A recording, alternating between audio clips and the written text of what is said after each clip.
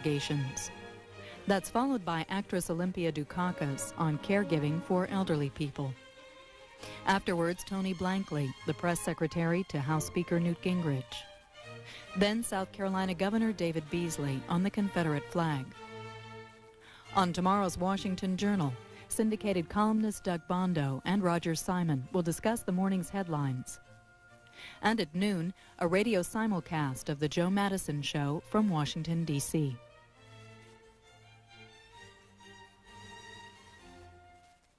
Next, a hearing on allegations of CIA involvement in illegal drug trafficking. Today, the Senate Intelligence Committee heard from two former Nicaraguan Contra leaders, Adolfo Calero and Eden Pastora. The committee is looking into charges that the CIA helped smuggle drugs into South Central Los Angeles in the 1980s. Senator Arlen Specter chairs the 3-hour and 15-minute hearing. The committee will now proceed. Mr. Calero and Mr. Pastora, we appreciate your being with us. If you take your chairs. The hearing of the Senate Select Committee on Intelligence will proceed on our inquiry into the allegations of possible connections with the CIA on the sale of narcotics in West Los Angeles, on the allegation of use of funds to support the Contras in the Nicaraguan War.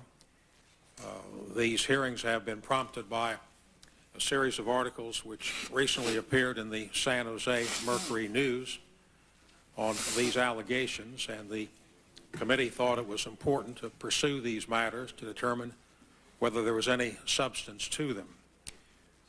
We proceeded on October 23rd with testimony from the Inspectors General of the CIA and the Department of Justice, and also Mr. Jack Bloom, who was counsel for a Senate subcommittee which made a similar inquiry in the late 1980s.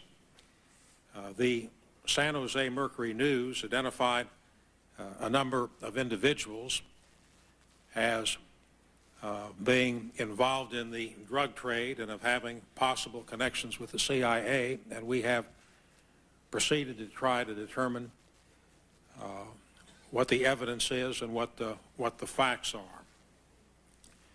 are. Mr. Norman Meneses, who was a key figure mentioned in the series of articles, is in a jail in Nicaragua on drug convictions, and to this moment has declined to cooperate with the committee.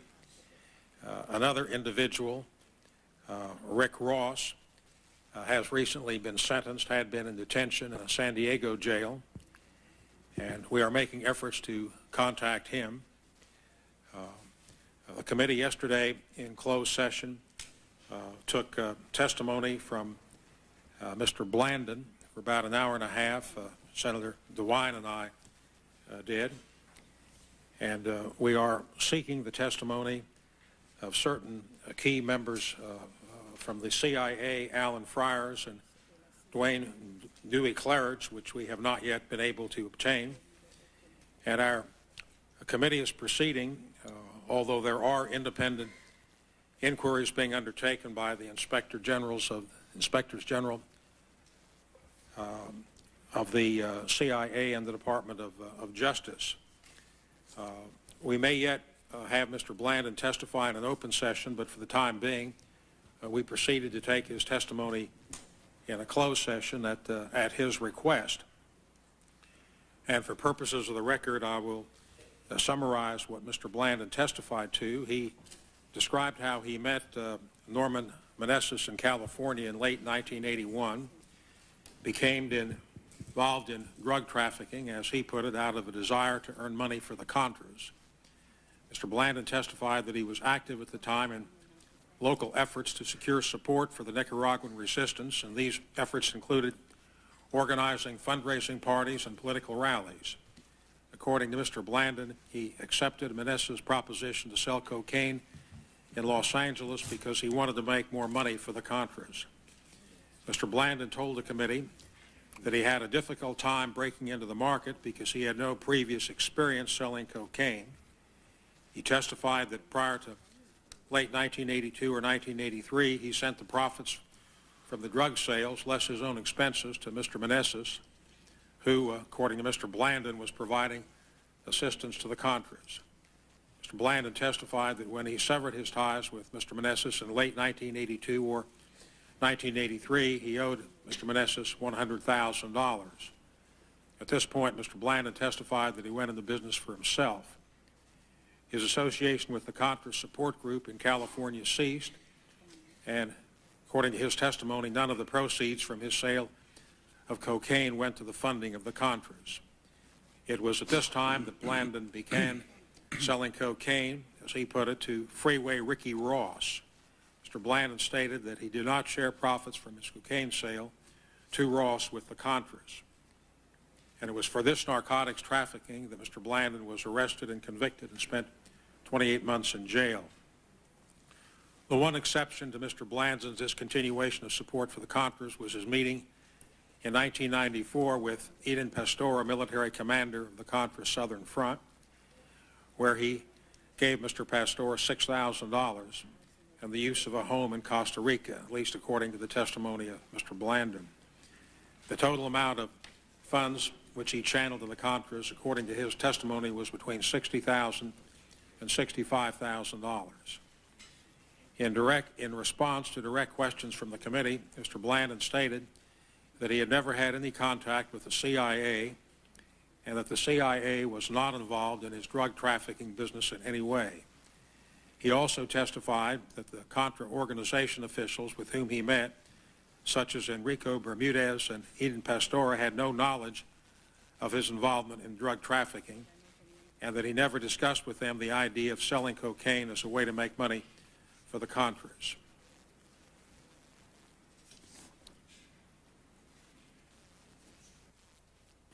This morning we are going to continue our testimony and hear from the witnesses.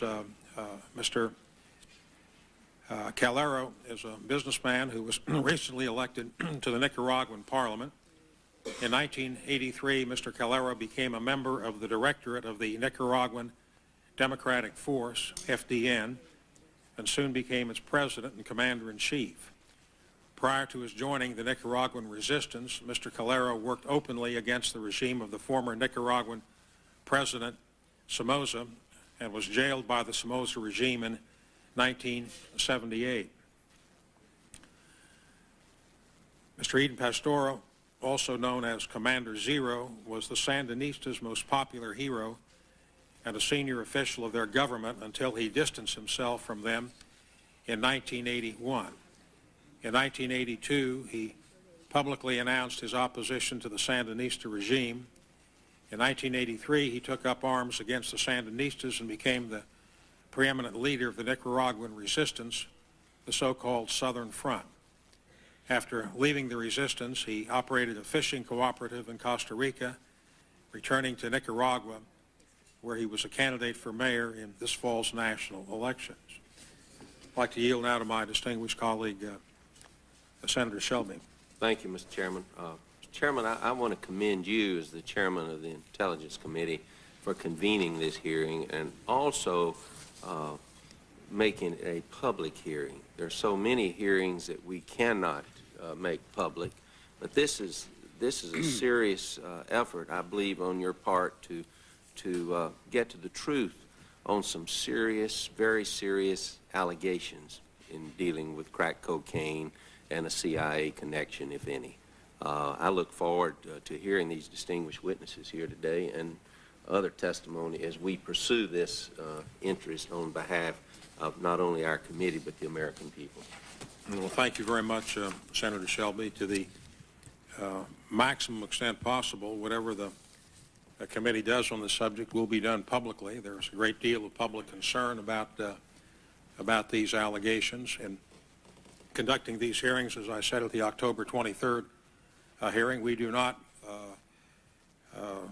subscribe to or in any way support what the San Jose Mercury News has said, nor do we disagree with anything that they have said. Our job is to make an impartial determination as to what the facts are.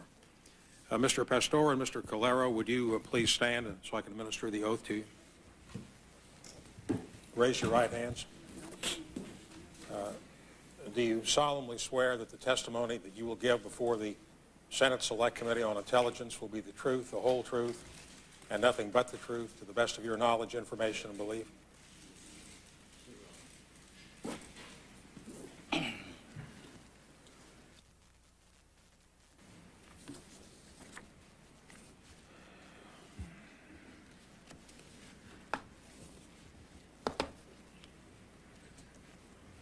Mr. Calero, we will begin with your testimony. Would you tell us where you were born, raised, your early education, and your early activities? I was born in Managua, Nicaragua, December 22nd of 1931, into a family steeped in the Judeo-Christian tradition, a highly reputed, well-known, and my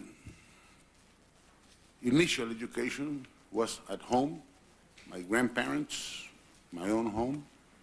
Then I went on to the Christian Brothers School for grammar school, then on to Holy Cross High School, New Orleans, where I finished in 1949. I was there from 45 to 49. Then I entered the University of Notre Dame in 1949, graduated in 1953, and Slew Holtz said last Saturday in his farewell address, and the best thing that could have happened or happened to him had been that he's had his children graduate from Notre Dame, and he spoke of Notre Dame's morals, principles, and purpose, which is something I carry with me very dearly. I worked in Nicaragua in Central America for the first 5 years after graduation. Then I joined with an American company, W.R. Grace. Peter Grace was the chairman of it. Then I joined the Coca-Cola bottling company, and I was hired as general manager, and I was in that position for 24 years until I decided in December of 1982 that life in Nicaragua was impossible, that my duty was to see how we could liberate Nicaragua, and that's immediately after I left. I joined the what was called the FDN, Nicaraguan Democratic Force, which was dedicated to the ousting of the Sandinistas, which were trying to change Nicaragua, trying to deny our nationality in the sense that they did everything against our culture, our religion, our way of being. And so I joined what was called the Contras, and I was with the FDN throughout, that operated in northern Nicaragua throughout until 1989, I would say. How long did the active fighting go on, Mr. Calero? Well, the active fighting began before I joined. The first actual impressive action was one in March of 1982. I was still in Nicaragua. And were you involved in that fighting? No, I was connected with these people. I had contacts with them. When you say connected, what do you mean by that? That I used to come to Miami and visit with those that belong to the organization that were in it and exchange views. They were trying to convince me to join, and I traveled to Honduras to see what was going on, what they had, who were heading the organization, what kind of people they were, and I did all this to see if I went to Costa Rica too, where I remember having a meeting with Eden Pastora, and When was that meeting? in 1982. And where was the meeting? In San Jose. And The purpose of the meeting? the purpose of the meeting was I had decided to go and fight, that I had no alternative but to go and fight the Sandinistas and to fight them in the only way that they could understand, that they would allow. And so my trip to Costa Rica, my trip to Honduras were to see where I was needed, where I could be of better service to my country. So after visiting both places, I decided that I could be of better service in the north, and that's where I joined. And precisely what did your efforts involve in the aid of the Contra effort? Well, they needed expertise. They needed people who had an education, who had a reputation, who could be trusted. And I seem to have combined those qualifications that they needed. And so I joined what was called the directorate, which was a 7-person directorate. And then, that was in January of '83, and in October of '83, it was decided that there needed to be one person in command, one president, and as happens in democratic countries, this president will be commander-in-chief of the armed forces, and I was elected by my peer to be such a person, and that's so you became the commander-in-chief of the Contra forces in October of 1983. Yeah, of the FDM, of the Nicaraguan Democratic Force, in October of 1983. Did you have any battlefield activities in connection with that position? No, sir. My activity was practically a political activity, organization, authority, and you had responsibilities to raise money for the FDN?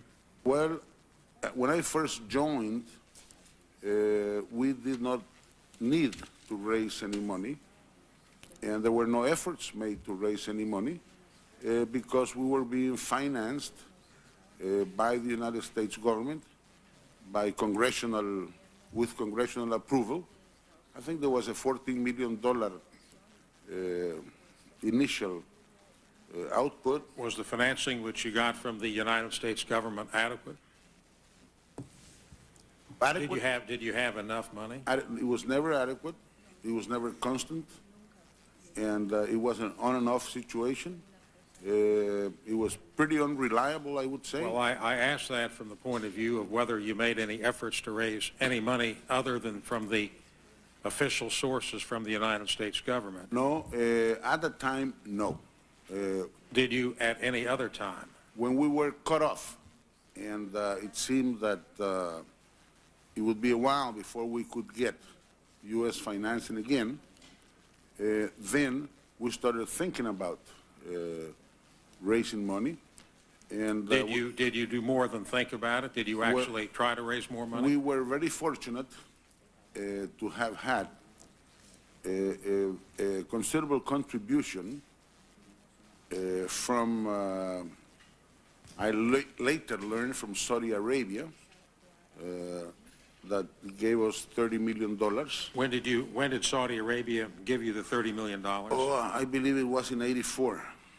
In '84. And you did not learn about it at that time? Well, I learned about the $30 million because I was asked to provide a bank account where it could be deposited. And I had a Nicaraguan friend who was a lawyer, who'd been a banker, and he handled all the financial matters.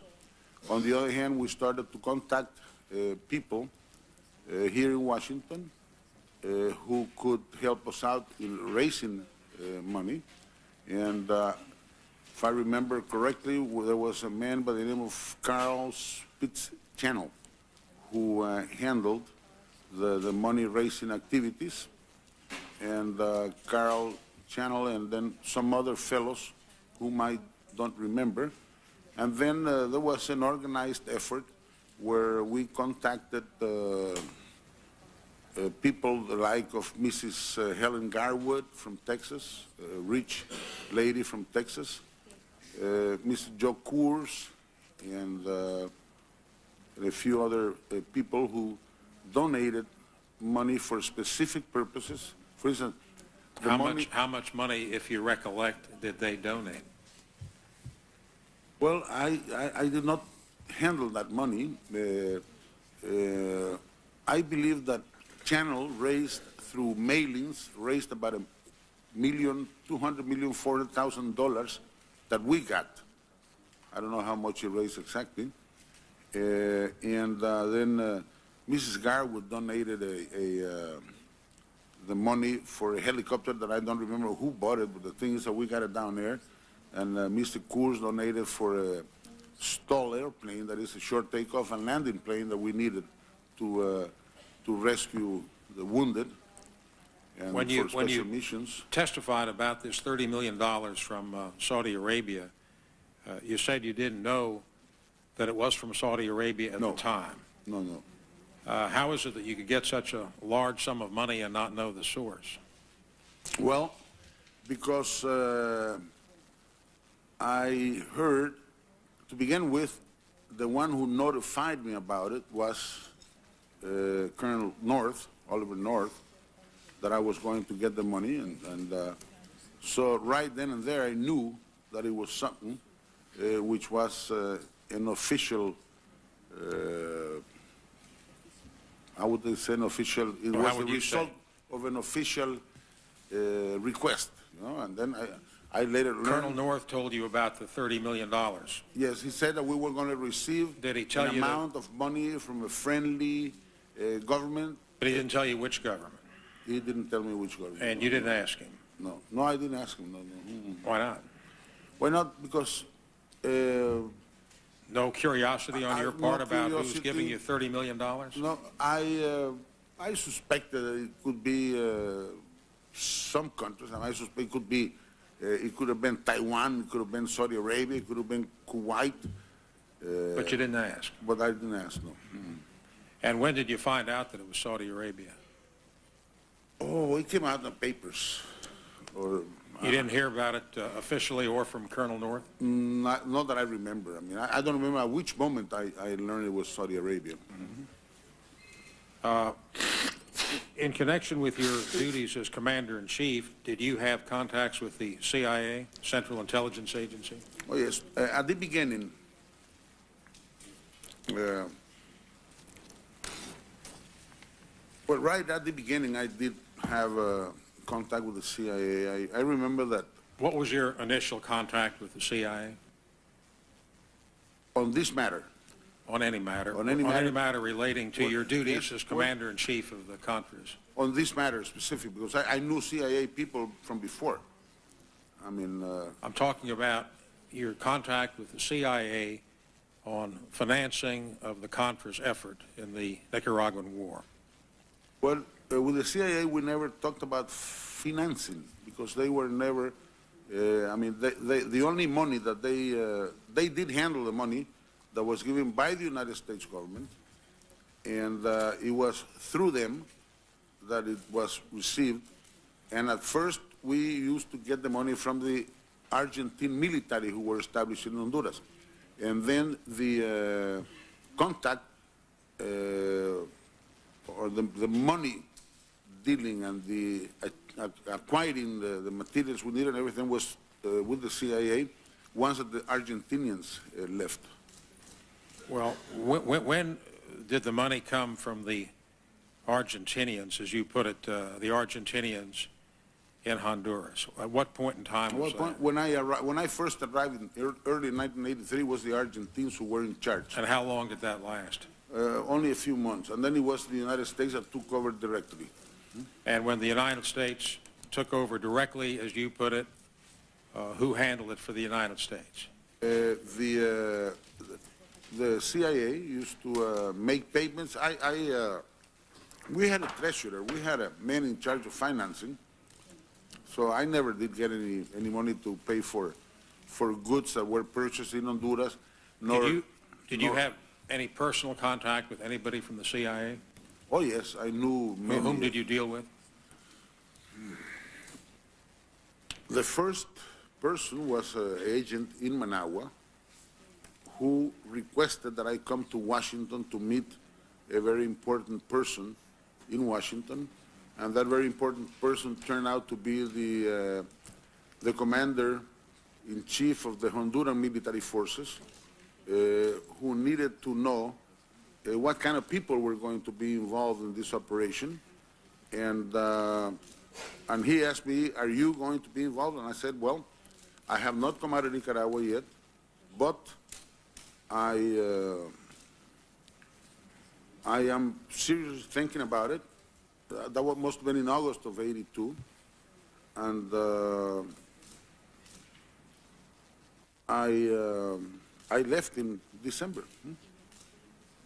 The Hondurans wanted to know if there were responsible people and people who were not tainted with somocismo and who had good reputations, and because they wanted to associate themselves with people who were responsible. So on that occasion, you met with an official from the Honduran government. Yes. Going back to the question as to any of your contacts with the CIA, did you have contacts with specific people in the CIA? Yeah. Well, this man who was in Nicaragua, I don't remember the name now, was from the CIA. He was the one who got this contact here in Washington. Was it your understanding that he was in the CIA? Yes, I mean, he did not show me a badge, you know, but we knew. I mean, we knew in Nicaragua that in the U.S. Embassy, the political attaché, or one of the political attachés, would always be a man working for the CIA, for U.S. intelligence. Where did you meet that man who identified himself as being a Honduran? In Managua. In Managua. I thought you met him in the United States. Oh, no, come again. The Honduran, General Alvarez, yes. I met here in Washington at the Watergate Hotel. And I also, at that time... Just one meeting? We had one meeting, yes. And then I also met CIA officials here. Some of them used names that weren't necessarily theirs. And, how did you know that the names weren't theirs? Well, because I later learned what their real names were. What names did they use? I remember the first man who talked to me a whole great deal was called Tony. Did he have a last name? I don't remember the last name. And then it turned out that he was someone else. Well, what was his real name? I don't remember his real name because he left. He was just at the beginning. Then I met... How many people did you meet who didn't give you their real names? Oh, I guess, well, Dwayne Claridge, for instance, he went by another name when I met him. Then I found out in the paper that he was Dwayne Claridge. And Dwayne Claridge misrepresented his identity to you? He used another name. What name did he use? I don't remember. Did you meet Alan Fires? Al Fires. He used another name too, and then with time I found out that he was Al Fires. So. Well, let's start with Dwayne Dewey Claridge. When did you first meet him, as best of your recollection? In Miami. When? Must have been in 1982. And where? Before I left Nicaragua. Specifically where in Miami? At a hotel. I'm trying to think of the name of the hotel, but... And what was the purpose of that meeting? I would say they were trying to convince me to get out of Nicaragua and come out and help him out in this situation. And what did you say? Well, I said that I was inclined to do it, but that I wasn't ready for it yet. And what name did Mr. Claridge use at that time? I have it down someplace in a few notes that I. But you're have. sure it wasn't Dewey Claridge as the name he used? Oh yeah, I'm sure it wasn't that name. Yeah. Sure he didn't use his right name? No. Do you have any idea why he would misrepresent his name? Well, because CIA officials in Central America, when they come to serve as U.S. government officials, use their real name. But here in the United States, when they are not officials before any foreign government, then they tend to use other names. When did you next meet Mr. Claridge? Oh, I met him a number of times. I wouldn't remember. I mean, I met him in Miami, and then I met him in Washington, and met him in Miami again. And what was the purpose of all these meetings? all this, well, it was a matter of our joint operation. Same purpose? Did he ever use his right name? Oh yeah. Later on, after he used his correct name. Yeah. When he used his correct name, did you ask him why he had been using No, an assumed name? because I was sort of familiar with that kind of thing. Besides, we in the resistance or in the contrast, a lot of us also used other names. Huh? Did you ever use another name? No, because I was so obvious that I mean, nobody would ever believe me. And when did you meet Mr. Alan Fires? Alan Fires?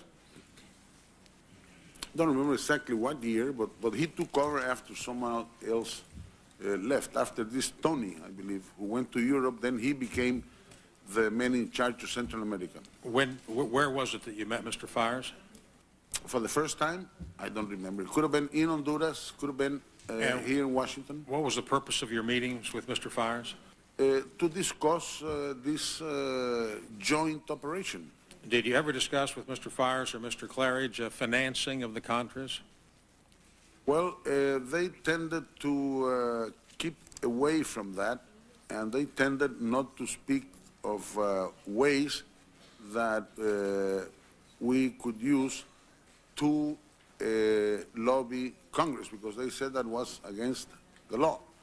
So when we ran out of money, I remember I began coming to Washington in 1984 to lobby for U.S. financial support. Did you talk to Colonel North about funding for the Contras? Oh yes, he was aware that we were in bad shape and that we needed to raise money, and he was helpful to us. Does the name Oscar Danilo Blandon Reyes mean anything to you? No, it didn't mean anything to me until I read his name in the Washington Post, I believe it was, or in the San Jose Mercury News article that was brought down by a Washington Post reporter to Nicaragua, and then I saw his name, Blandon Reyes, and until then I realized that who his father was and who his mother were. Did you ever know Mr. Blandon? No, I could have seen him as a child in Nicaragua. Did you know his parents? I knew his father and I knew his mother, yes. They were very nice people, very good people. Does the name Juan Norvin Meneses Cantarero mean anything to you? Norvin Meneses was the brother of a general in the Nicaraguan army, well known, and he was a cousin of another general in the Nicaraguan army, so the name was familiar. And I never met him in Nicaragua. Did you ever meet Mr. Meneses any place other than Nicaragua?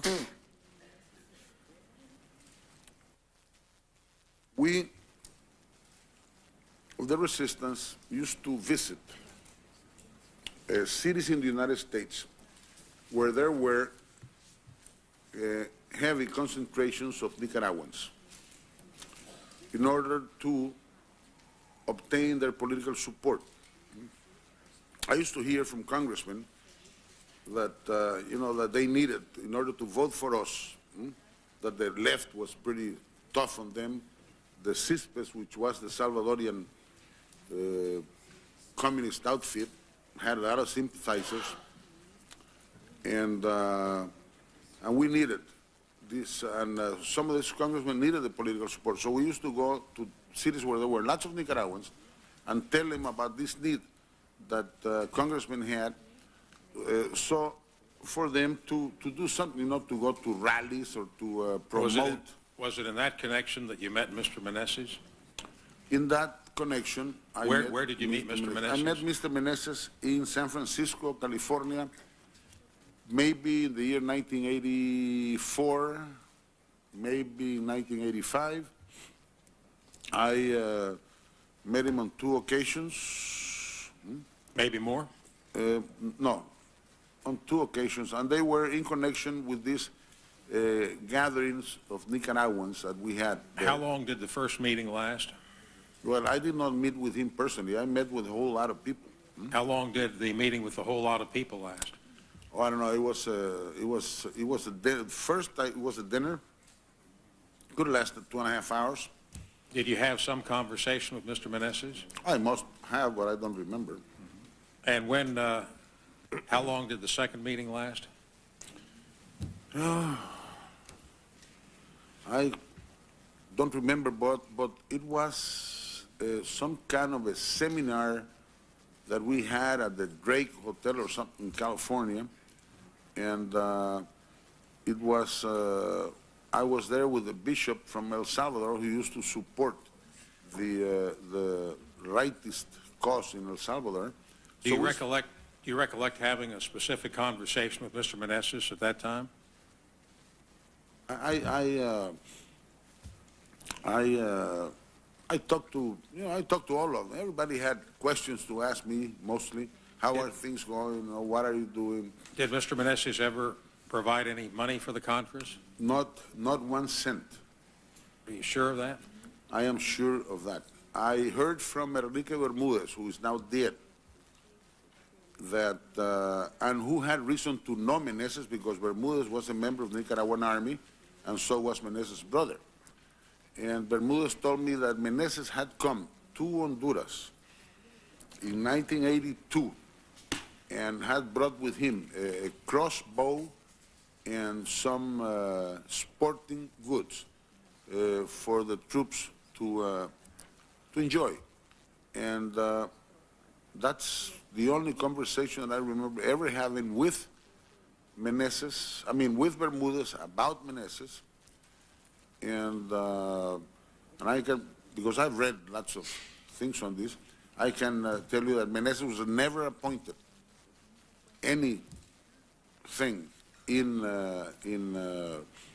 San Francisco. Well, precisely what did Mr. Bermudez say that Mr. Meneses did? That he had come down to Honduras, had brought in this crossbow. Had brought in what? A crossbow. You know, those bows that you... Crossbows. Yeah, crossbows, yeah. They used to use in the Middle Ages, huh? And, what was the purpose of bringing in crossbows? A crossbow, Meneses thought, would serve for special operations or something like that, Bermudez said. And he laughed it off, you know. Be used as a weapon. As a weapon, yeah. But it was unrealistic? Totally unrealistic. Bermudez laughed it off, I remember. And that's all Mr. Bermudez said that Mr. Meneses did? That's all Bermudez said that Mr. Meneses ever did, yes. Did you know that Mr. Meneses was engaged in drug trafficking? I had no idea that he was engaged in drug trafficking. I saw him as another Nicaraguan moving freely within the United States, in and out of the United States. So I had no reason to believe, nor suspect, nor imagine that he was in any kind of an illegal activity. As a matter of fact, he was jailed in Nicaragua, not in the United States. Huh? Did you know that Mr. Blandon was engaged in drug trafficking? I never heard Blandon. Blandon's name never came up around the 80s. Did you ever hear any discussion in any way with anyone about drug trafficking to provide money to support the Contras? Never heard. I never did. And if I ever, I can tell you one thing. If I ever would have had knowledge or a notion that something like that could have been going on, I would have denounced it.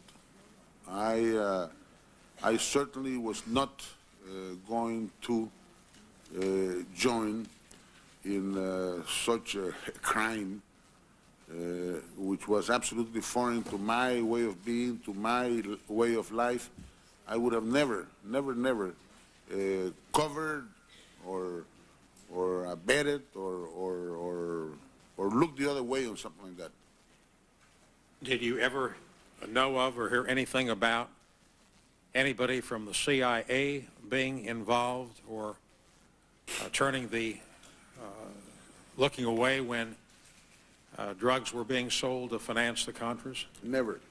I must say that I have a very high opinion of the CIA people that I dealt with.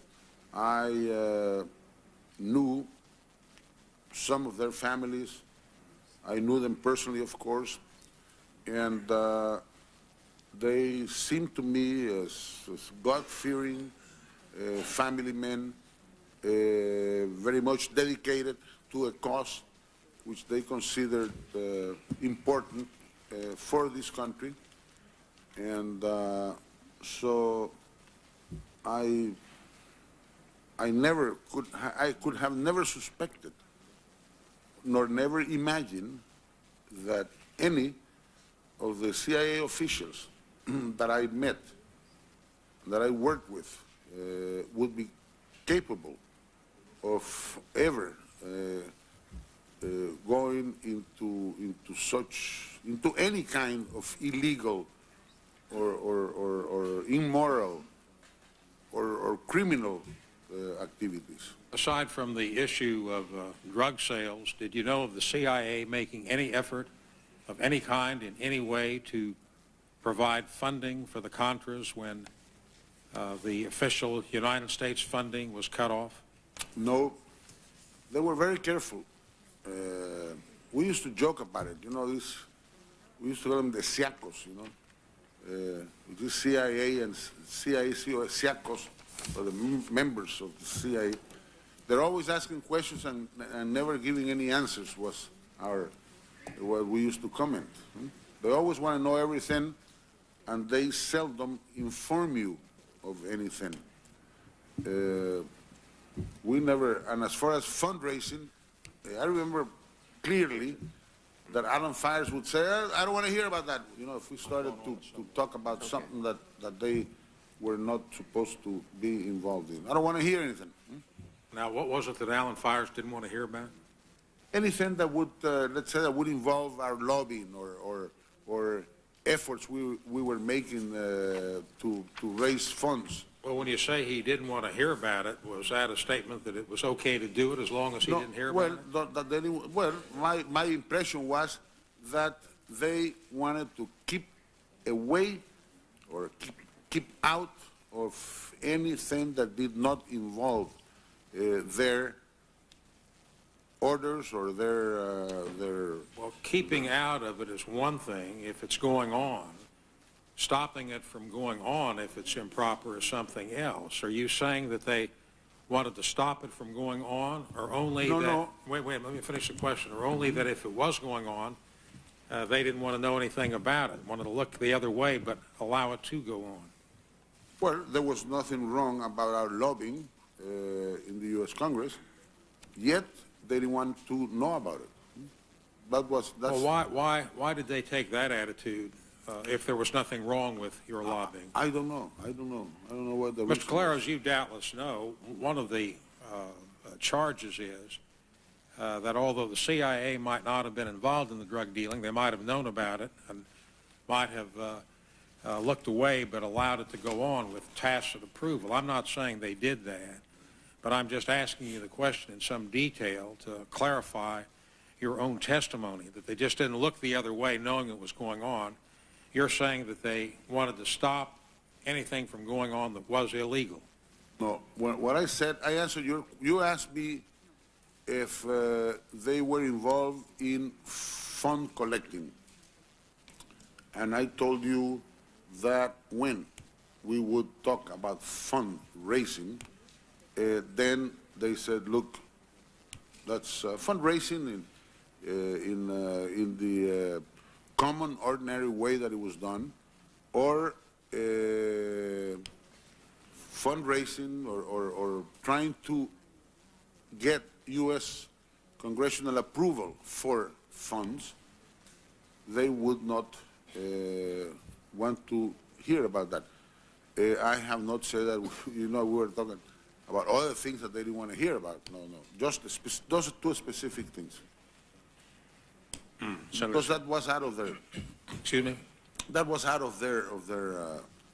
It was out of their line to be involved in what the Congress yes. did on fundraising. Yes, fundraising. Providing funds for the Contras. Yeah, fundraising was out of their line, and so was lobbying the U.S. Congress.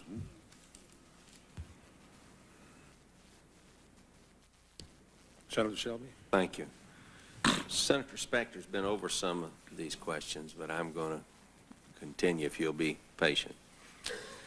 To your knowledge, Mr. Calero, did the Central Intelligence Agency, the Drug Enforcement Agency, or any other government agency of the United States promote drug trafficking as a means to raise funds for resistance efforts in Nicaragua in the 80s?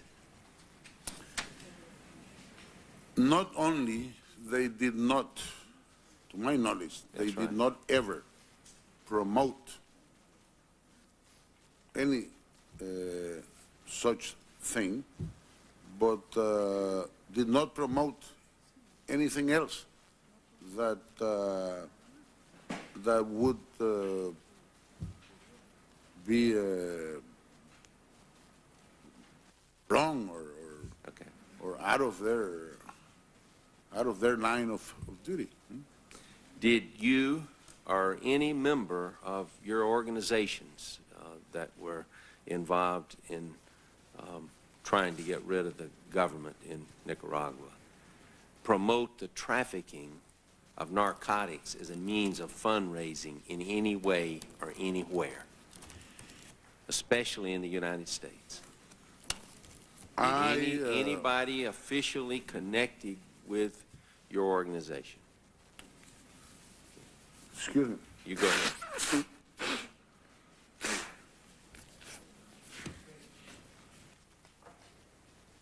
My knowledge, no one, Nicaraguan or non-Nicaraguan, ever connected with the organization promoted in any way any criminal activity.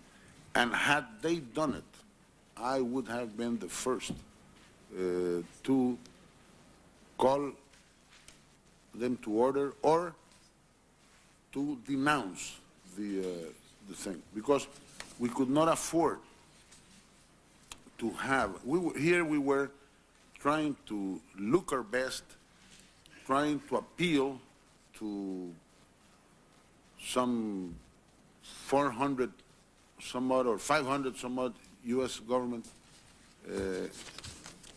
congressional representatives who had the saying about the funding. You were basically trying to promote democracy in your country. We were promoting democracy. We were promoting honesty.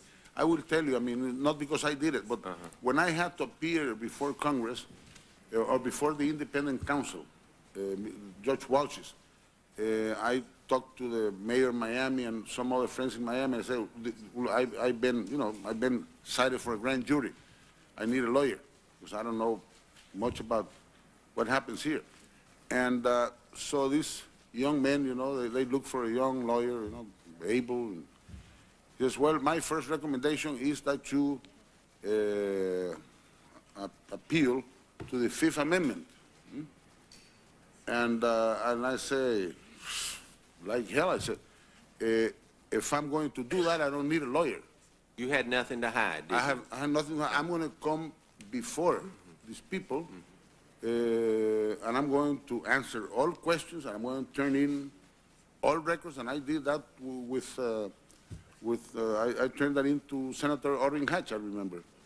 Sir, would you be in a position, as in your organization, one of the Contra organizations, to know if there was drug trafficking involved or an effort by some people in your organization to sell drugs to raise money for the overall effort to overthrow the government? Well, I can tell you, money, you cannot hide. If there's anything you cannot do is hide money, you know. Money shows if anybody is handling it. And we always had people asking us for money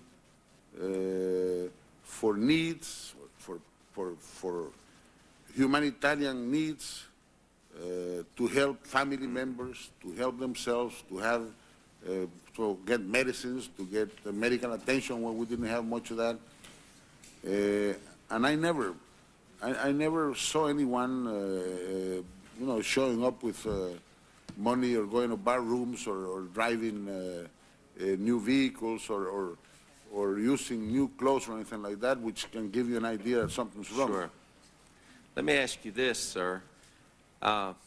Senator Specter talked to you about Mr. Blandon and Meneses. Meneses, is that how you say his name? Blandon? Meneses, is that? Oh, Meneses. Meneses. Meneses, yeah. And their role. Was Mr. Blandon one of the founders of the FDN in the state of California? The founders, to your knowledge? The founders of the FDN, because it was founded before I arrived. Absolutely. The founders of the FDN were disenchanted Sandinista fighters who left Nicaragua. Okay. And went into Honduras and joined up with former National Guardsmen and made up the organization, and then got help from the Argentines, and then went up to Washington and got some help. When I came to the FDN in 1983, there was already U.S. funding for the effort. Did you ever pose for a photograph with Mr. Blandon or Mr. Meneses? Well, I tell you... and if so, where did this take place and when? I appeared on TV constantly, in newspapers, here in this country, in other countries. And I became, whether I liked it or not, sort of a celebrity. I used to be stopped in the streets, in stores, in many places, and people in airplanes, if anybody who had a camera with him would want to have a picture taken with me. And when I came to these meetings of Nicaraguans in San Francisco, New Orleans, Los Angeles, Chicago, and whatnot, everybody wanted to have a picture taken with me. And so I had hundreds and hundreds of pictures taken with Nicaraguans, with people that I didn't know, that I will never see again. But that was the usual, and I think that's very much American. To, you know, movie actors and this, that, the other thing, everybody wants to have a picture taken with them. Did you know this gentleman personally, Mr. Meneses? Meneses, I met him in California, in San Francisco, personally. Do you remember what year that was? 85, maybe, 84, 86. I never met him in Nicaragua. Did you talk to him when you met him in California? I talked to him, but Did you have an extended conversation about your role in the government, what you were trying to do, or how you were going to raise money, or how he could raise money? No. I never, look, not even rich Nicaraguans ever gave us any money, because they said that the money needed was so much that it was impossible for them besides Nicaraguans who were in the United States were not in good economic shape. You know, most of them had left all their belongings and things back home. The only Nicaraguan that I remember that specifically gave me and gave it to me personally money was Mr. Lacayo, the president of the Coca-Cola company I used to work for. He gave me $10,000 to open up the office here in And where did that $10,000 come from? Out of his own pocket? Out of his own pocket, yeah. Is he a businessman or something? He was, yeah. Good reputation. A businessman with a lot of money, I mean, Okay. millionaire. You know? He was the owner of the Coca-Cola franchise in Nicaragua that I worked for. Did either one of these men, Meneses and Blandon, did they ever hold, to your knowledge, any official position with your organization? To my knowledge, I never held any official position. We used to have a representative in each Nicaraguan community in these cities, you know, and usually we would pick the leader of the Nicaraguans. We would pick the person who had been there longer, the person who had the facility, who was known by everyone, and to have gatherings or to have meetings. And in San Francisco, that person, and I told Mr. Cummings, Tony Navarro is the name, and he's been there.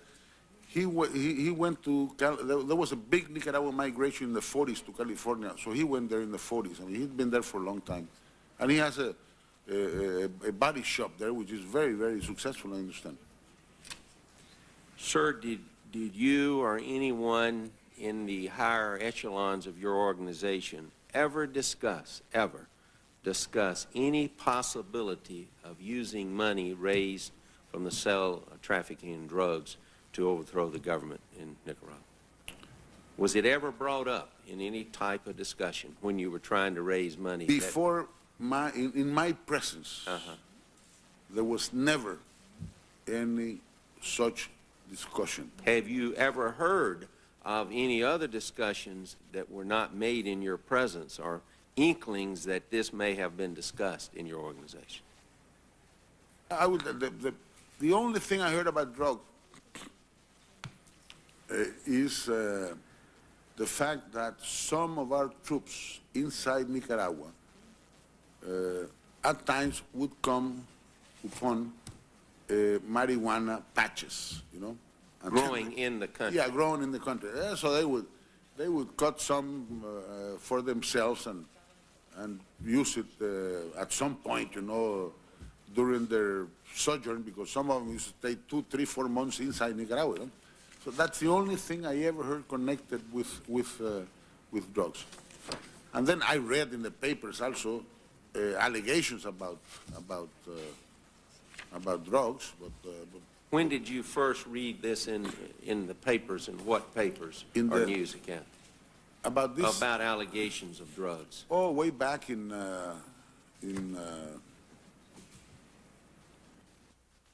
after my second trip to San Francisco. Was this be back in the 80s? Back in the 85? Back in 85, 86, 87. I don't remember exactly. And what did you read or hear then about this? Some newspaperman from the Chronicle or San Francisco Chronicle, or maybe the other paper there, called me about this fellow Meneses. So there must have been something. And what he called you about that? What was the conversation? I don't remember exactly what, but he wanted to find out about him, about the man, about this man, and what was our tie. Do you have any link to him? In other to words? What link we had, or why, and so I told him exactly what I've said here, you know, and because they had him, I think that the press or the media already had Meneses in the eye, you know. I mean, they suspected something about him, but he was never jailed. That I don't they know. were focusing on him anyway. Yeah, right. And I never saw him. After that, I never saw him. Nor would I have ever wanted to see him, because the least thing I needed were, at the time, were problems. Do you believe, of your own knowledge, in the positions you've held in the Contra organization, that the CIA was ever involved in any official capacity or unofficial capacity in promoting drug trafficking to raise money? I mean, if you allow me the use of an American slang, You go ahead. I would say that that all of this story, rather than about crack, is about crap. That's my Crap. Yes. Rather than crack, is crap. That's the way I look at it. It's a preposterous, Unfounded? unfounded, ridiculous, well, preposterous is ridiculous, absurd,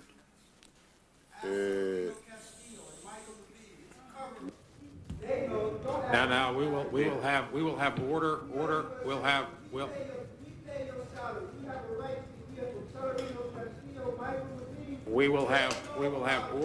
will have order in the hearing. If you have anything you would like to tell the committee, we will be glad to receive it. Yeah, tell it.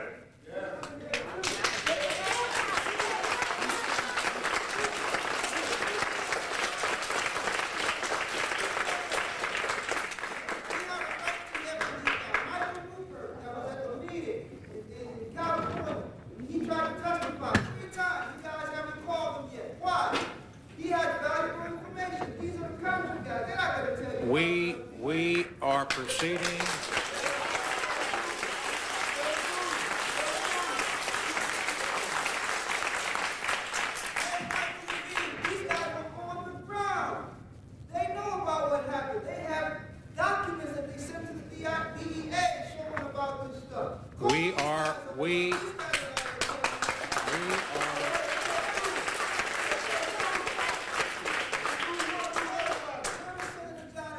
We are going to have to proceed with this hearing. If there is anything you have to tell the committee, we will be glad to hear from you. We have talked to Mr.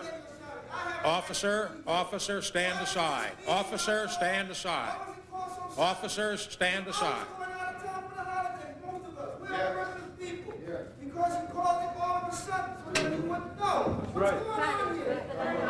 Well, what's going on right now?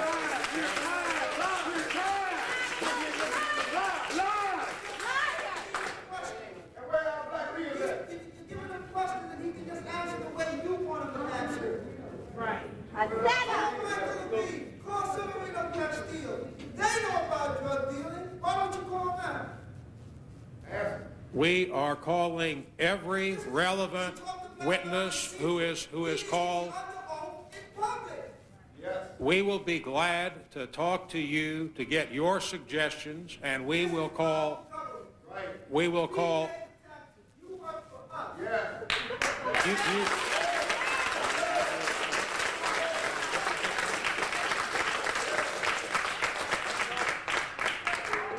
Mr. Calero, would you proceed? Quite the difference.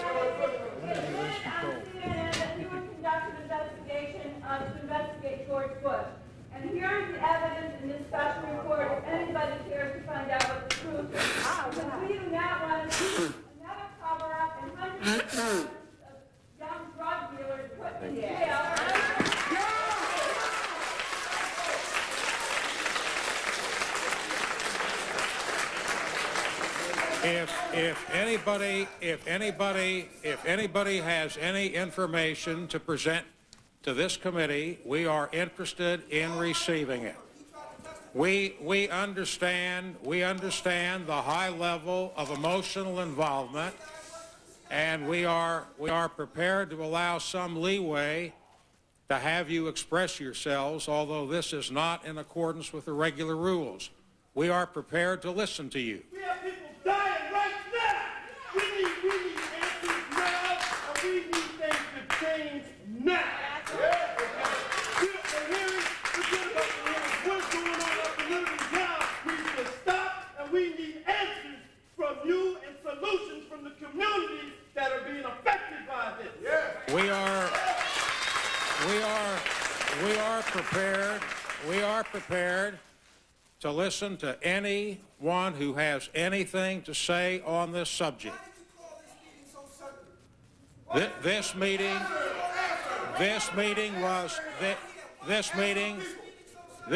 was not called suddenly. This meeting was scheduled 3 weeks ago, and notice was given.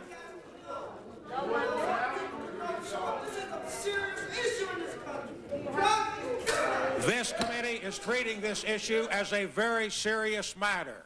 Now we'll proceed with Mr. Calero. Anybody who wants to talk to us may do so. Mr. Calero, will you proceed? We'll hear from Congresswoman Waters in a moment or two. Let us finish with Mr. Calero. All right. Senator Shelby? Mr. Chairman, I just believe that, as I said earlier, I wanted to commend you again for calling, and I know this is probably the first of many hearings, an open hearing, not a closed hearing, but I do believe that we ought to hear from these other people, you know, that they've got a right to testify here before us, and we need to get to the bottom of this, and I suppose that today's hearings is just the beginning of a number of hearings that you would have. I'd hope. Well, as I said at the outset, Senator Shelby, we convened the first hearing promptly upon the adjournment of the Congress in response to the San Jose newspapers. We have then been proceeding to talk to everyone who was identified in that newspaper article.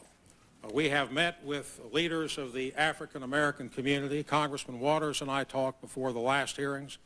Congresswoman Waters just stood up, and we'd be glad to hear what you have to say, Congresswoman Waters.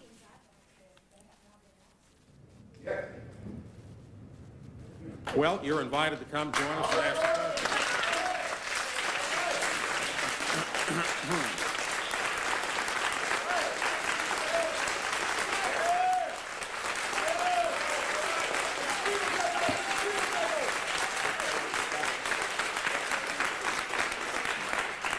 Ladies and gentlemen, let me say to you that when the officers approached the man who was standing, I'm not going to have the conclusion of this hearing that people who were expressing themselves were ousted by the Capitol Police. I'm not going to have that happen. I can understand that the emotions are running very high. This committee has responded very promptly and in an intense way to get to the bottom of this matter and to find out what is going on. We convened the first hearing on October 23rd, and we heard from Jack Bloom, who had been the counsel for Senate subcommittee in 1989, and we heard from the Inspector General of the CIA and the Inspector General of the Department of Justice. And as we said on the record, Senator Kerry and I, we were not satisfied with their authority without the subpoena power. And at that time, Congresswoman Waters was here, and we had a brief conversation, as I just did with Mr. Fumé, head of the NAACP, and Congressman Cummings. And if Congresswoman Waters has a question that she would like to ask, a line of questions, she is welcome to do so. It is not the regular proceeding, but we are glad to expand it. When you stand up and speak out, it does not help us get to the facts. Anybody who has any witness or anybody you think we ought to be talking to, we are interested in your suggestions. And now we'd be pleased to hear from our colleague on the House side, Congresswoman Waters. Thank you very much, Senator Specter. I do appreciate the opportunity to raise some questions that I have formulated. I know this is an unusual way of doing business. As a member of the other House, this is not normally done. But I certainly respect the fact that you understand that there is high interest and that you have allowed some of the members of this audience to express themselves, and you have made it clear that you are about the business of getting to the bottom of information and not about the business of ejecting or having to use police. So I'm real pleased. I think this is good. This is a good start. And I wish to raise a number of questions. First of all, to make sure that we have the right person, Mr. Adolfo Calero. You are a 1953 graduate of Notre Dame, is that correct? Correct. You were the manager of the Coca-Cola bottling plant in Managua before the Sandinista Revolution? Correct.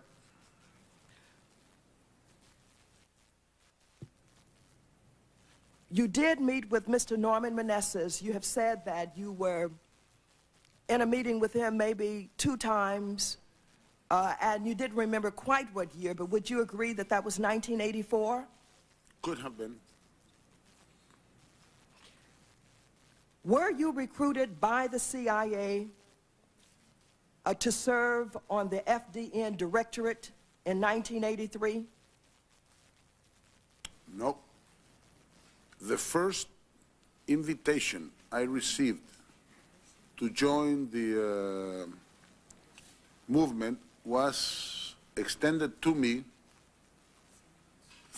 by Mr. Enrique Bermudez, who was the military chief at the time, through a newspaperman who had been to Honduras and came to Nicaragua. And was Mr. Bermudez a CIA operative? Had you ever heard that before? No, he was a member of the Nicaraguan National Guard, and he was, for a number of years, the military attaché of the Nicaraguan government in Washington, D.C. Had you ever heard that he was a CIA operative?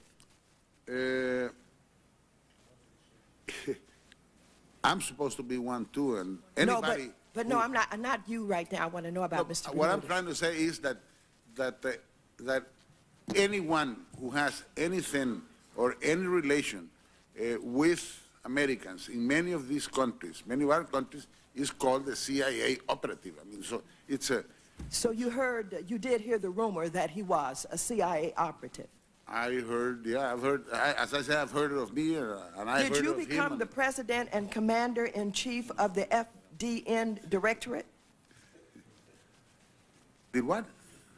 Did you become the president and commander-in-chief of the FDN Directorate? Yes, in October of 1983. Did you ever work for the CIA in Nicaragua prior to even becoming the president of the directorate? I have never worked for any government, not even my government. I have never been under the employ of any government, and my only employments have been with private enterprise. Did you work with the embassy in Nicaragua? I never worked for Not any as a paid embassy. employee, as a citizen who helped to distribute funds that were given to service organizations in Nicaragua.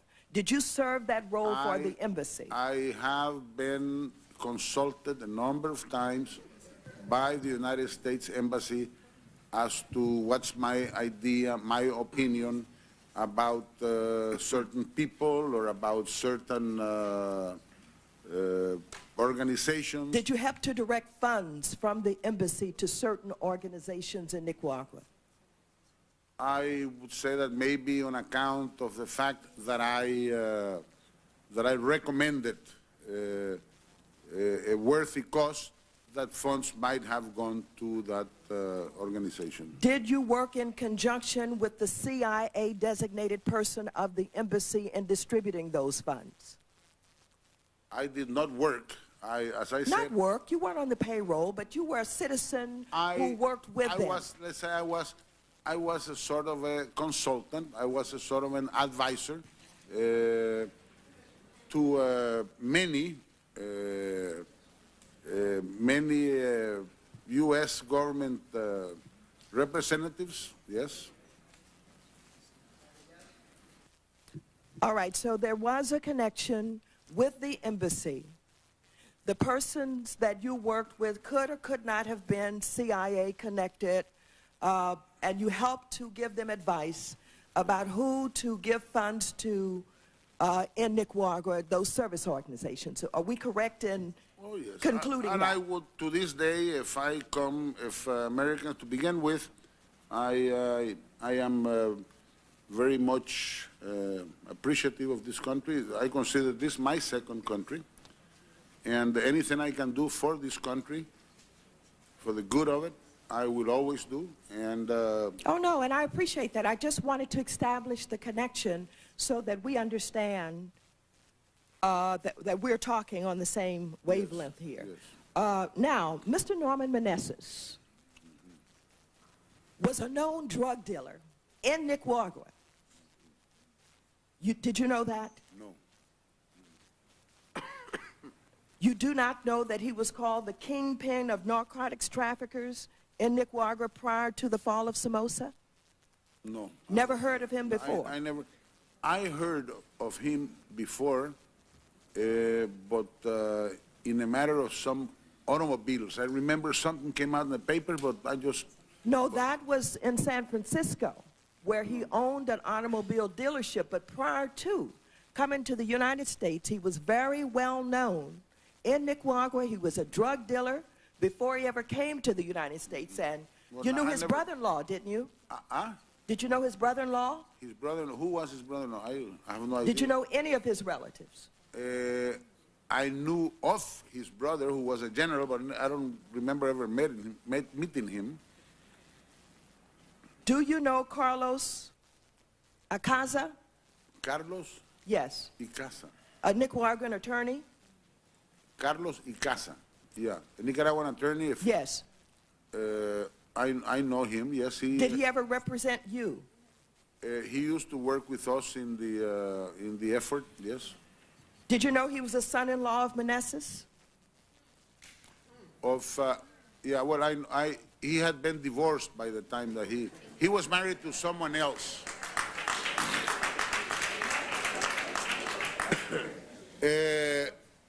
And don't say Meneses because we're talking about many Meneses here.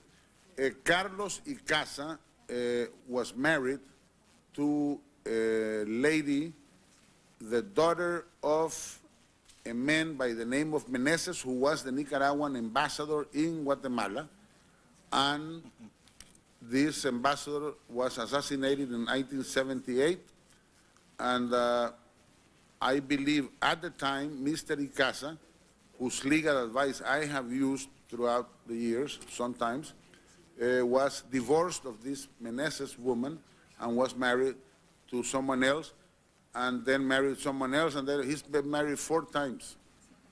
I guess what I'm trying to establish here is that Meneses was known, his relatives were known, you knew some Meneses, and I'm trying to understand whether or not you knew anything about Mr. Meneses while you were in Nicaragua. Had his name come up? Did you know he was a drug dealer? Did you know his relatives?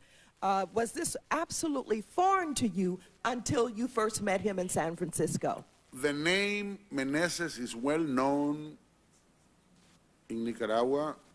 They come from the northern part of Nicaragua, from Jinotega or someplace, and there were 2 General Meneses in the Nicaraguan army that were well known. One of them was ambassador of Nicaragua to Guatemala. So the name Meneses was known to me, and the public activities of some of the members of that family were known to me, but the clandestine and delinquent activities of any other member of the family was not known to me. All right. Do you know Mr. Pina Cabrera? Who? Pina Cabrera. Peña. Yes. Peña Cabrera. Cabrera, C-A-B-R-E-R-A. He was with the FDN. Pina Cabrera. Peña. Yeah. Did you know him? Peña. I don't remember. The name doesn't strike me. Did you know any member of the FDN in San Francisco that was arrested in 1984 on drug trafficking charges? No. Not to my knowledge. I don't know who was arrested. And we had no members of FDN in the United States. I mean, we had delegates or representatives who would help us out politically, as I said at the beginning.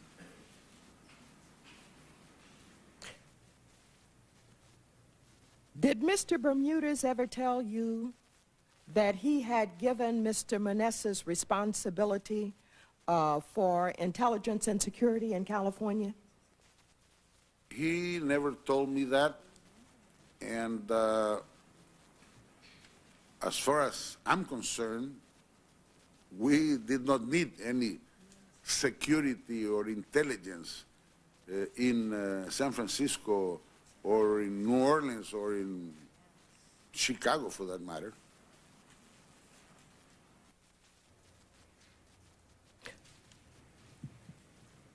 When you met with Mr. Meneses in San Francisco, was there any discussion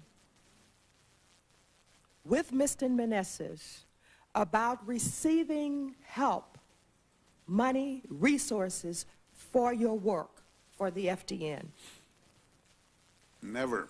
Never offered a penny, never gave us a penny. And if there was anyone to have received that, it would have been me, because people tend to want to give the money to the head men. They want the head men to know that they are contributing. And so if there had been any such donation, it would have come to me, I imagine, and it never came to me from Meneses, nor from anybody in San Francisco. We never got a penny there. Are you aware of a money trail that was identified by the DEA and the FBI from the drug ring in Los Angeles through a Mr. Lister and Morello to a bank in Miami, and from there to the Contras? Do you know who Mr. Lister is? Lister? Yes. Lister. From Los Angeles? No. Were you aware of a bank in Miami that was identified as a bank that the money passed through to the Contras? No, we used in Miami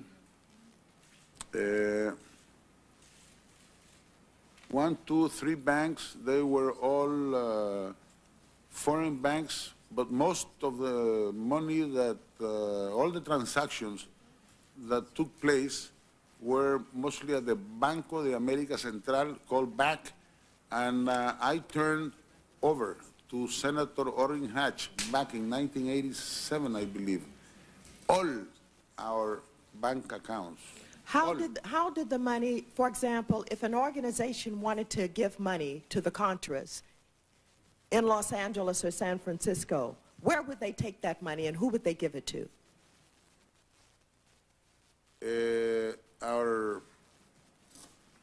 They would have given it to Tony Navarro, I believe, I mean, who was the guy known and trusted and with a good reputation in San Francisco. Or they would have answered maybe one of these mailings that went out and asked for funds, you know, through the Nicaraguan American Development Foundation, which was established in Washington, or through a speech channel, which I don't remember what the name of his organization was called. Otherwise, there was no way, because we didn't have any bank accounts in California or in...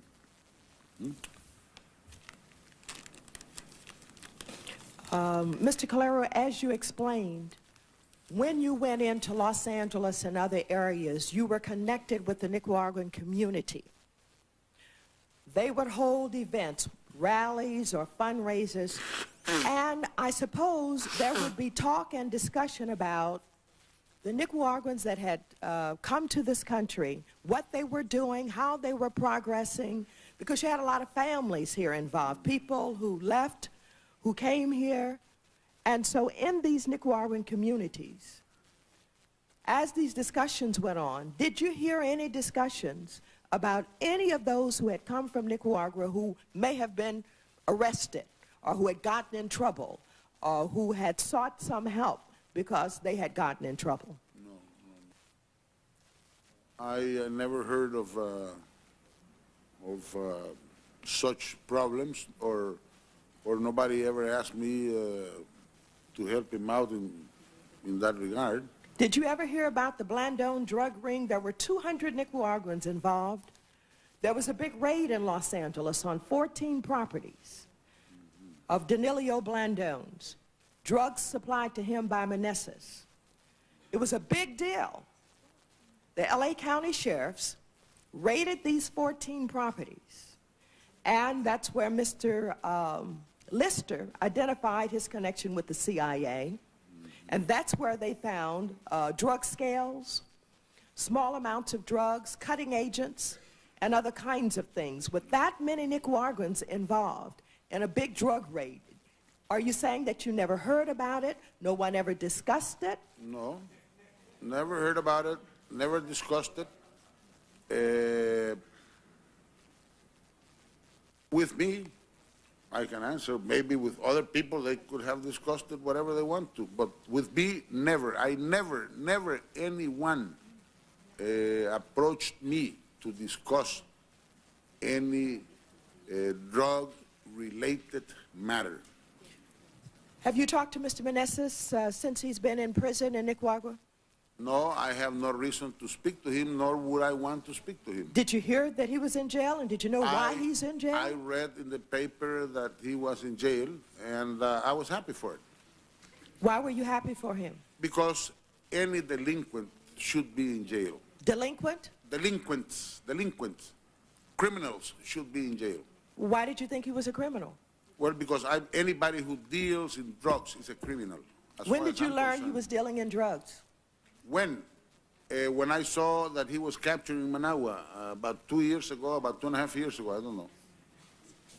Well, Mr. Chairman, I wanted to raise that information with Mr. Calero because the drug ring in Los Angeles was a drug ring, and the drugs were basically supplied by Mr. Meneses, who was a drug smuggler before he left Managua. He was dealing in drugs before he left. The interesting question, Mr. Chairman, is how did he get into this country? Not only was he a known drug dealer in Managua, he was also associated with a murder there before he ever came into this country. How did he walk into the United States undetected as a drug dealer and operate for almost 10 years without ever being arrested?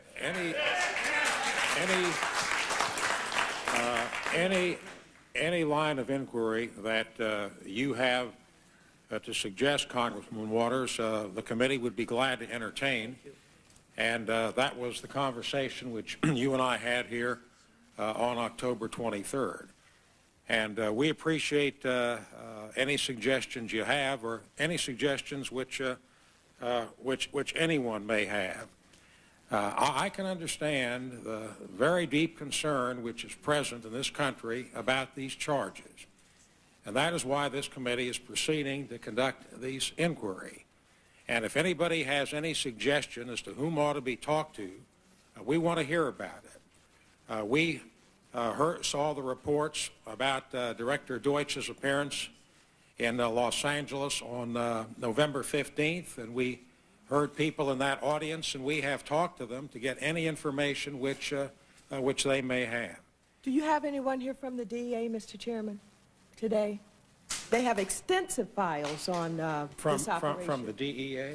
The DEA has extensive files. Congresswoman Waters, let's you and I talk about it.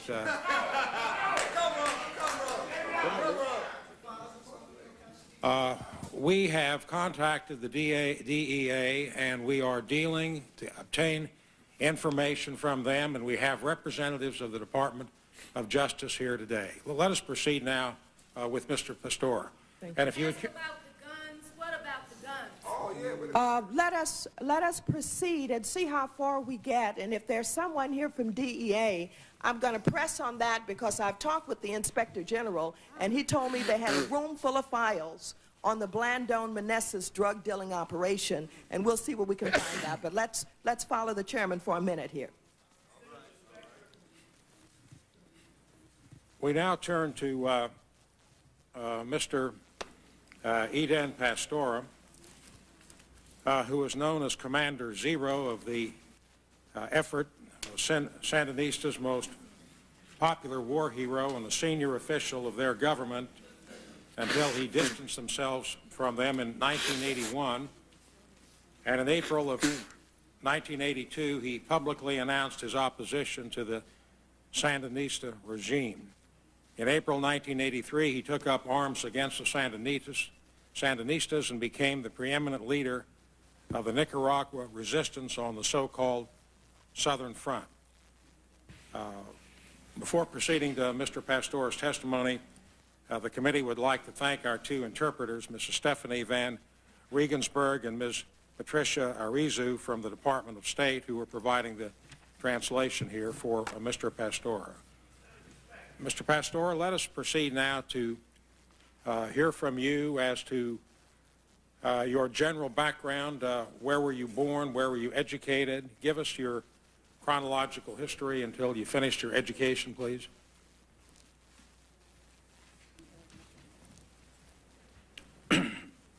Nací en Ciudad Darío, Matagalpa, Nicaragua. I was born in Matagalpa, Nicaragua, in the city of Aribe. En enero cumplo 60 años de edad. In January, I will be 60. Soy hijo de una artesana, I am the son of an artisan, Elsie Gómez, que fue educada en Luisiana, New Orleans, Elsa Gomez, who was educated in New Orleans hasta los 25 años de edad. until she was 25. Hijo de Pánfilo Pastora, un campesino. My father was Pamphilo Pastora. He was a peasant. Estudié bachillerato con los sacerdotes jesuitas en el Colegio Centroamérica de Granada. I did high school in a Jesuit high school in Granada, Nicaragua. A los 7 años de edad perdí a mi padre asesinado por el somocismo. When I was 7, I lost my father. He was murdered by the Somoza regime. Estudié medicina 5 años en la Universidad Autónoma de Guadalajara, México. I studied medicine for 5 years in the university in Guadalajara, in Mexico. No pude terminar los estudios de medicina por incorporarme a la política armada en Nicaragua contra el régimen fascista somocista. I was unable to finish my medical studies because I joined the armed resistance against the fascist regime of Somoza. Desde muy joven, a la edad de 20 años, abracé las ideas revolucionarias sandinistas. From a very young age, from the age of 20, I embraced the revolutionary ideas of the Sandinistas. Aún me considero un gran sandinista y un buen revolucionario. I still consider myself to be a great Sandinista and a good revolutionary. Por esas causas he luchado 3 guerrillas y 3 guerras en defensa de la libertad, la democracia y la revolución en mi patria, Nicaragua. For these causes, I have fought in 3 guerrilla conflicts and 3 wars for freedom, democracy, and revolution in my country. Tuve problemas en 1984 con la Central de Inteligencia Americana I had problems in the year 1984 with the Central Intelligence Agency of the United States. Cuando fundé la Alianza Revolucionaria Democrática ARDE en el sur de Nicaragua.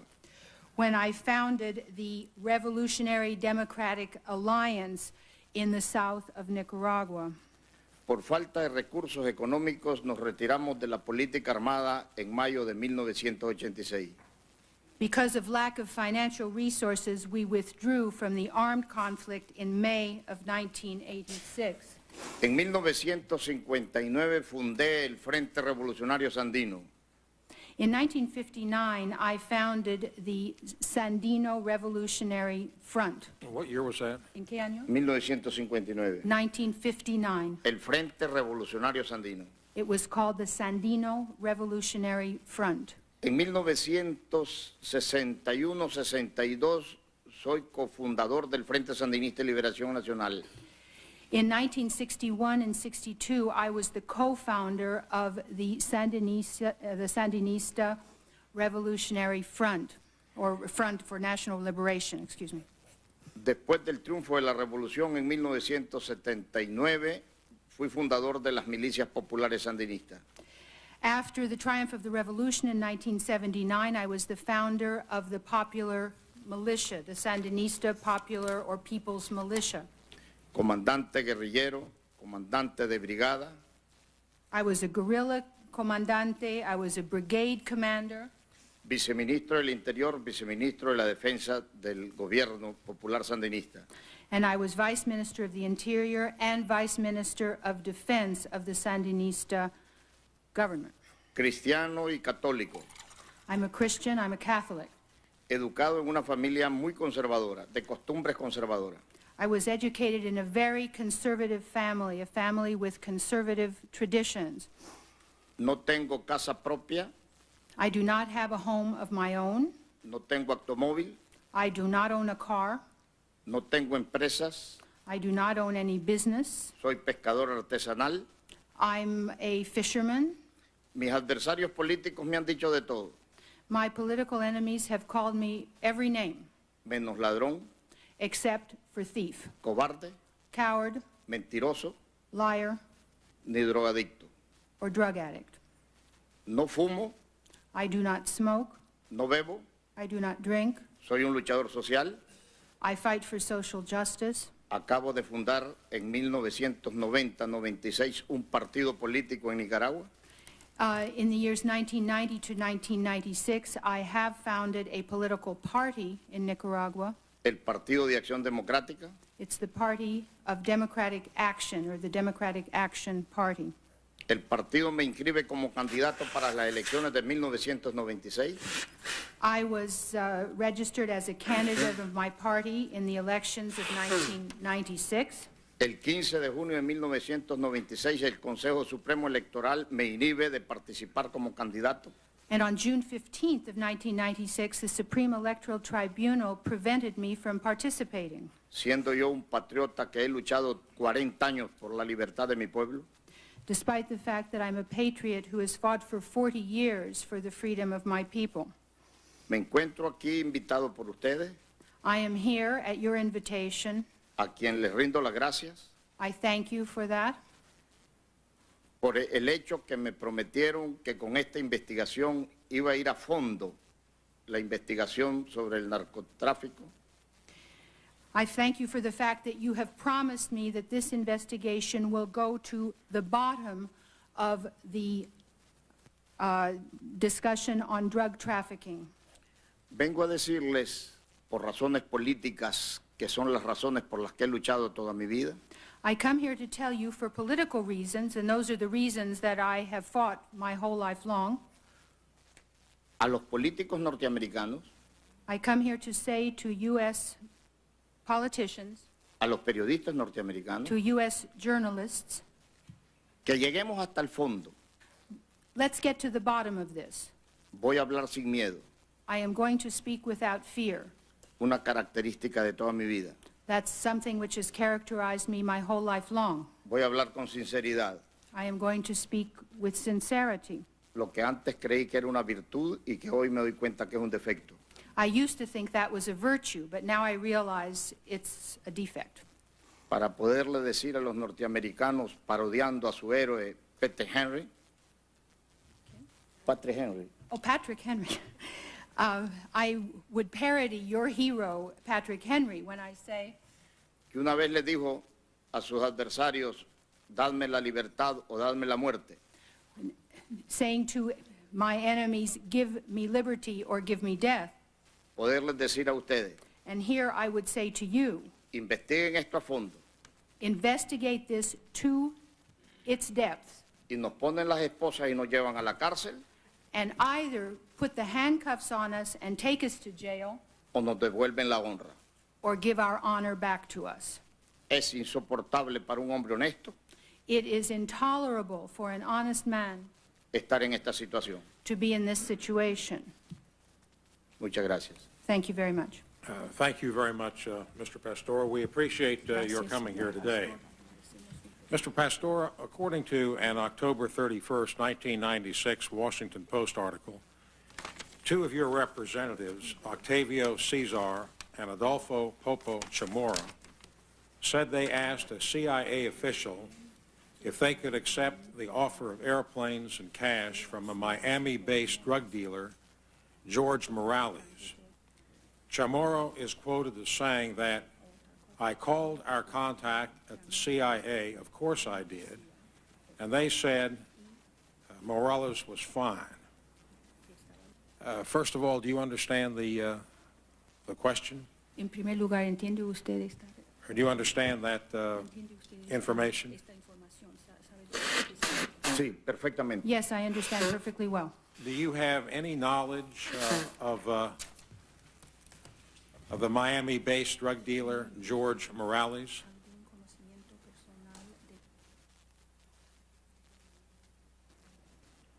Bueno, no sé si ellos tuvieron este contacto con George Morales con autorización o sin autorización de la Central de Inteligencia Americana. I don't know if they had this contact with George Morales with or without the authorization of the Central Intelligence Agency of the United States. Well, have you ever heard of George Morales? Perfectamente bien. Yes, I have. And what do you know about George Morales?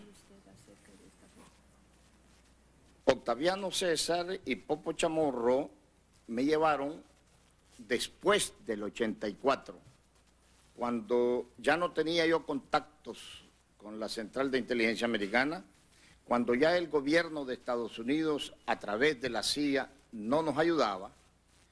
Octaviano César y Popo Chamorro me llevaron una ayuda de $20,000. Posteriormente me llevaron una ayuda de otros $20,000. Y creo, si mal no recuerdo, otra ayuda de $30,000 o $40,000.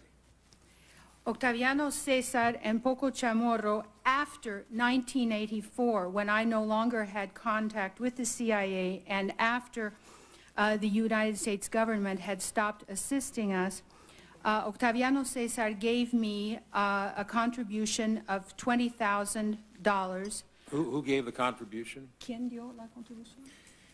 A nombre de un contacto que ellos habían tenido con un millonario norteamericano, empresario de transporte aéreo de nombre George Morales. This was a contribution, I'll finish what he said before, of $20,000, followed by a later contribution of $20,000, and I think a third one of perhaps $30,000 from a contact which they had with an American air transport millionaire whose name was George Morales. Posteriormente, el millonario de transporte aéreo mandaba de regalo un avión Titán 404 que estuvo estacionado en el aeropuerto Pavas a nombre de Popo Chamorro. Later, this millionaire in air transportation sent a gift in the form of a Titan 304 aircraft, which was on the apron at the Pavas airport, and it was in the name of Popo Chamorro. Para entonces nosotros ya no teníamos recursos. Estoy hablando a mediados o a fines del 84. We had no money any longer at this point. I'm talking about the middle toward the end of 1984. La CIA no solo no nos permitía la ayuda económica, sino que nos bloqueaba toda ayuda independiente. Not only did the CIA not provide us with any financial assistance, but it also blocked economic assistance from reaching us. En esos meses, yo recogía dinero con los cubanos de la factoría dólar por dólar y recogía mensualmente un promedio de 40, 50 mil dólares con lo que financiaba la lucha en el sur. During those months, I got money dollar for dollar from the Cuban factory. Over the course of this period, $40,000 to $50,000. En ese mismo tiempo, José Morales nos mandó de regalo otro avión, un DC-3, que lo llevaron al aeropuerto Ilopango de El Salvador. At that same time, George Morales gave us as a gift another aircraft, this one a DC-3, which he sent to Ilopango Airport in San Salvador. Octaviano César y Popo Chamorro me participaron que el millonario George Morales quería conocer al comandante en jefe Edén Pastora Gómez. Octaviano César and Popo Chamorro told me that this millionaire, George Morales, wanted to meet the commander-in-chief, Edén Pastora.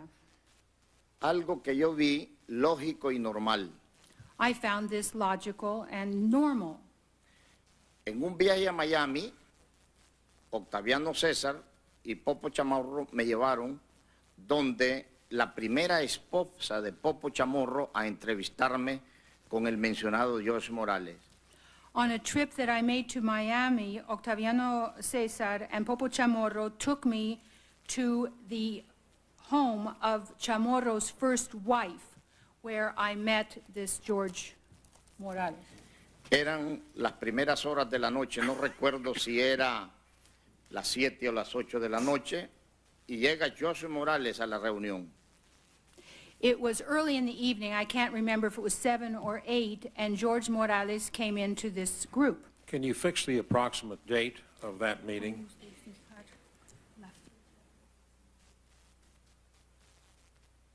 Serían los últimos meses del 84, primeros del 85. It was the end of 84 or the first few months of 85. Noté que José Morales no entraba a una conversación de fondo como yo quería, política ideológica. I realized that George Morales, I couldn't get him into a real in-depth conversation, a political conversation or an ideological conversation, as I wanted him to. El porte y aspecto del señor José Morales lo vi muy raro, extraño pues. I found his bearing and his way of being very strange. Él me hablaba solo de lanchas y de una conversación y mantenía una conversación superficial. He talked about small boats, launches, and insisted on maintaining a very superficial kind of conversation. Aproveché una llamada por teléfono que le hicieron para irme a donde la ex esposa de Popo Chamorro. I took advantage of the fact that he got a telephone call to go to Popo Chamorro's former wife.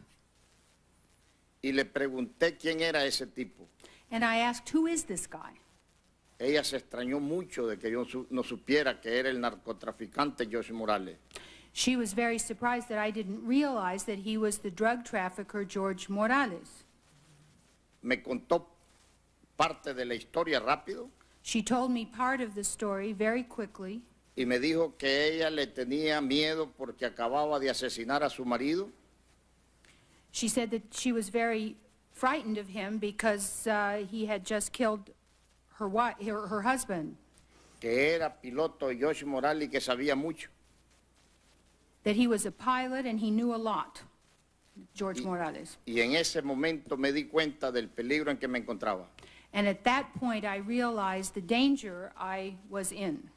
Sospeché de que podía ser una trama de quererme ensuciar en el narcotráfico por mi espíritu independiente. I suspected that it might have been a trap to get me involved in drug trafficking because I had an independent spirit. Mandé a llamar por teléfono inmediatamente a Octaviano y a Popo Chamorro que llegaron a mi llamada. I immediately had Octaviano, Cesar, and Popo Chamorro called by phone, and they came right away. Les reclamé fuertemente y ellos hicieron los extrañados porque yo no sabía. I complained bitterly about this, and they acted surprised and said that they didn't know. Les They dije que said, Popo Chamorro and Octavio Cesar said that they did not know what? yo no sabía que Josh Morales era narcotraficante. I said that I didn't know that George Morales was a drug trafficker. And what did Popo Chamorro and Octavio Cesar say? Question is, did Chamorro and Cesar know that Morales was a drug trafficker? Yo supongo que sí, estoy seguro de que sí. I suppose, yes, I'm sure they knew. They knew. Ellos me aceptaron de que Josh Morales era narcotraficante, era lo que era, pues. They accepted that he was a drug trafficker. Well, From me. Let us come back to the citation that I started with from the October 31st, 1996 Washington Post article, which said that Cesar and Chamorro asked a CIA official if they could accept the offer of airplanes and cash from Morales, a Miami-based drug dealer. Chamorro is quoted as saying that Chamorro called the contact at the CIA who said that Morales was fine. Now, do you know anything about a CIA contact who dealt with either Chamorro or Cesar? No, no sé. No, I do not know. Had you seen that article in the Washington Post on October 31st, 1996? No lo he leído, pero me lo han contado. I have not read it myself, but I've been told about it. It had been called to your attention. Positivo.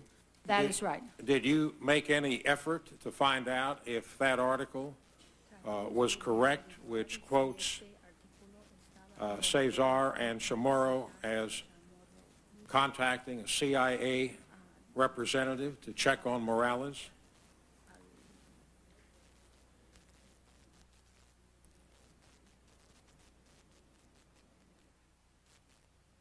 En esos meses estábamos en el ajetreo político de la campaña electoral en Nicaragua y no tuve tiempo. In these months, we were in the excitement of the political campaign in Nicaragua, and I really didn't have time. Well, when did the campaign end? Cuando terminamos la campaña es cuando llegaron sus dos enviados a platicar conmigo. Y entonces hablamos de este caso y aceptamos la invitación a venir a hablar con ustedes. The campaign had just ended when your two representatives came to talk to us, and we accepted the invitation to come here.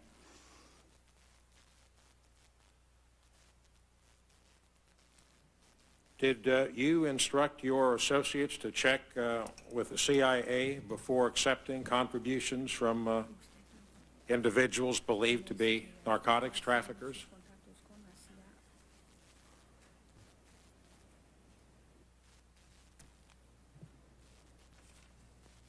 No, estábamos rotos con la Central de Inteligencia Americana. No, we had completely broken relations with the CIA. You testified that in 1984 you had problems with the CIA when you started your testimony. What were those problems with the CIA? Eminentemente políticos. mainly political problems. El gobierno de Washington y el gobierno de Managua habían negociado en Manzanillo, México. The U.S. government and the Nicaraguan government had negotiated in the city of Manzanillo in Mexico. En 13 rondas de conversaciones habían negociado el cese de la guerra este-oeste en Nicaragua. In 13 rounds of negotiation, they negotiated an end to the war in Nicaragua from east to west. Habían negociado el alto a la guerra en El Salvador y el alto a la guerra contra Nicaragua. They negotiated a halt to the war in El Salvador and the end to the Contra war in Nicaragua. A unos los manejaba uno y a otros los manejaba los otros. One group was being managed by one group and the other by the other, or another. El único frente independiente éramos nosotros los del sur. The only independent front was the Southern Front, that was us. Y eso ponía en peligro, en dificultades políticas a la central sandinista, a la central de inteligencia americana, porque no podía manejar el sur. This jeopardized the position of the CIA from a political point of view because they couldn't control the South. Y como nosotros seguíamos una guerra de guerrillas en el sur, no podían parar abiertamente la guerra del norte. And as we were proceeding with our guerrilla war in the South, they could not openly just stop the war in the North. So you disagreed with the settlement which was made by the parties to the negotiations? And Sí, señor. Discrepamos ese That's arreglo. right. We disagreed with this settlement. And you wanted to carry on the war? Nosotros queríamos una guerra para ganar, no para We que nos wanted negociaran. a war to win, not a war to be negotiated out. Was that the totality of your problems with the CIA? Eso era todo. That was the only thing. Lo demás es falso, es mentira. The rest of it is false. The rest of it are lies.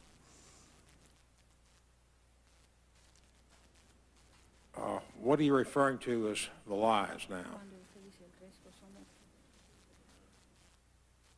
Que si nos quitaron la ayuda porque éramos narcotraficantes, que si nos quitaron la ayuda porque éramos comunistas, que si era un trabajo del frente, que si éramos los mismos del frente, etcétera, etcétera. Todas esas mentiras que se dijeron. All the lies that were told at the time that they cut the aid off because we were drug traffickers, because we were communists, because we were part of the front, all of those lies which were propounded at that time. Who said that the aid was cut off because you were drug traffickers?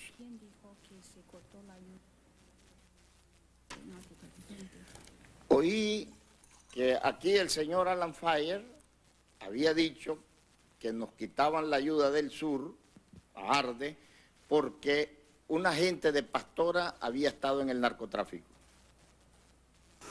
I heard that Alan Fires said that they were cutting off aid to the Southern Front, to Arde, because some of the people of Eden Pastoras were drug traffickers. Quiero dejar claro I want to say clearly que hasta mayo del 84, that up to May of 1984, que fue cuando rompimos con la CIA, which was when we broke off with the CIA, la CIA, en defensa de la seguridad del Estado norteamericano, that the CIA, in defense of the United States, tenía todo el dinero del mundo que le daba el Congreso americano y el gobierno norteamericano. that the CIA had all the money in the world, money that it got from the U.S. Congress and the U.S. government. Y hasta ese momento nos dio en el año 82, 83 y la mitad del 84 apenas $6 millones. And up to that point, and I'm talking about 1982, 83, and half of 84, all they gave us was $6 million. Did you have personal dealings with Mr. Fires?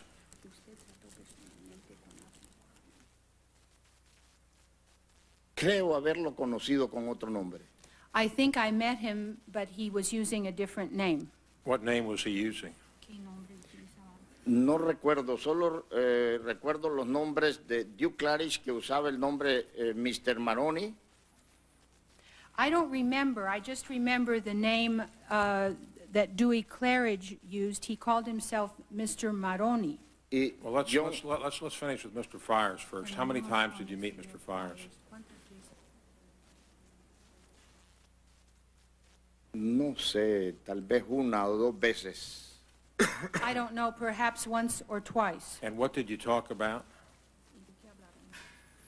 Hablábamos sobre la situación político-militar. Quiero hacer de su conocimiento que yo era un comandante de campo, que el mayor tiempo lo pasaba en la montaña dirigiendo la guerra, que el hombre de la ciudad que administraba el dinero era Alfonso Robelo. Desde el 83 hasta mediados del 84, que rompimos también con Alfonso Robelo, él administró el dinero. Yo me mantenía principalmente, y puedo decir un 90% del tiempo, en la montaña. We talked about the political and military situation. I do want to make one thing clear. I was a field commander, and I spent most of my time in the mountains directing our battles. The city person, so to speak, was Alfonso Robelo,